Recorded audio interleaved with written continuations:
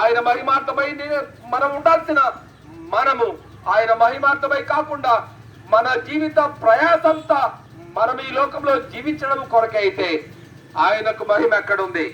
మనల్ని సృజించిన సృష్టికర్తకు మహిమ తీసుకురావడానికి మనము ఎంత మాత్రము ఇష్టపడటం లేదు. అందుకని మనము నశించిన వారమే. అయితే నశించడము ఆయనకి ఇష్టం లేదండి.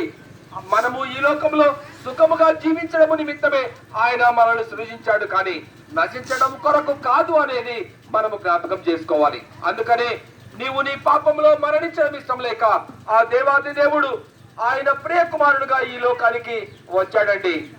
మనము నశించడం ఇష్టం లేకే మన నాశనాన్ని ఆయన భుజస్కంధాలపై వేసుకొని, మన పాపాన్ని ఆయన భుజస్కంధాలపై వేసుకొని, మనము చేసే అనేక రకాలైన దుష్టక్రియలను నుండి మనల్ని విడిపించడానికి ఆ దేవాది దేవుడు ఈ లోకానికి కుమారుడిగా వచ్చాడండి. మన పాపముల నిమిత్తము ఆయన ఈ లోకానికి వచ్చి శిలువ పైన మరణించి భయంకరమైన శిలువ శిక్షణ